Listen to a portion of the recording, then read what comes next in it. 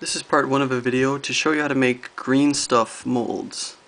You can use green stuff molds as a simple way to mold details that are basically one-sided only. So here's a wheel from basically a model game that I had. I think it was Siege. So it's just some random game, and I've got one of these wheels, and maybe I want to make a bunch of these wheels so I can convert something for another model that I'm making. So what I'm going to do is I'm going to take 2 equal parts of red and blue putty and mix them together. So you can see here I've got a piece of Lego, and it's basically, and you can use any sort of piece of Lego.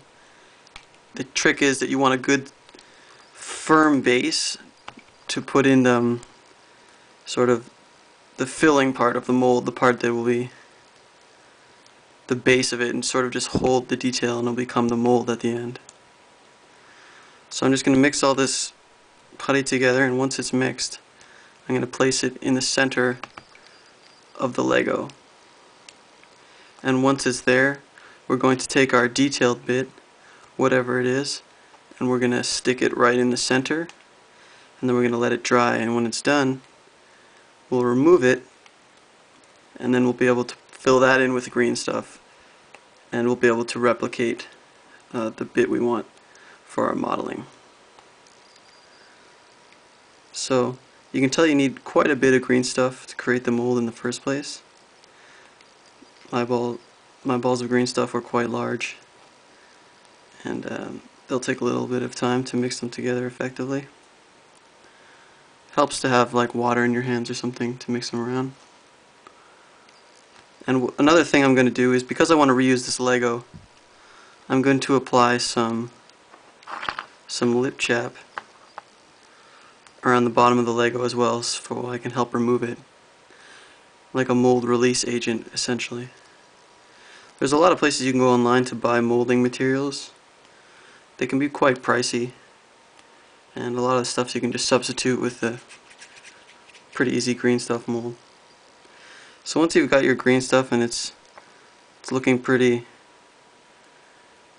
similar, the same color, we're just gonna take some of this lip chap, whatever you call it, whatever you want to call it. So I'm just gonna apply it. You can just use your fingers or whatever, and I'm just gonna apply it to the bottom here, the bottom and the sides.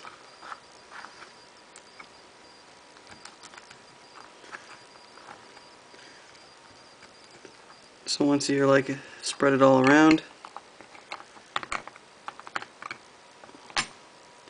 then we'll take our green stuff and we'll place it in the center, and we're going to push it around to the edges.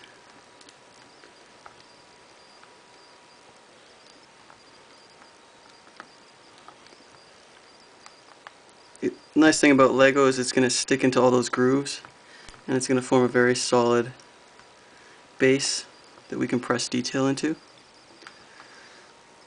So once it's like that, you can rub a little bit of Vaseline on the top where you're going to imprint the detail. Not too much, but just enough so you can remove it later. And then I'm going to take the part we want to replicate the detail with, and I'm just going to push it straight down so that it's firmly pressed, not so far that you push it all the way to the bottom of the Lego, but just enough so that you've pushed straight through the green stuff so that it's going to replicate that detail once it's dry. So now I'm going to either put that near something hot so that it goes faster, or I'll just let it sit overnight. Stay tuned for part 2, where we show you how to use green stuff to now make duplicates using the mold we've created.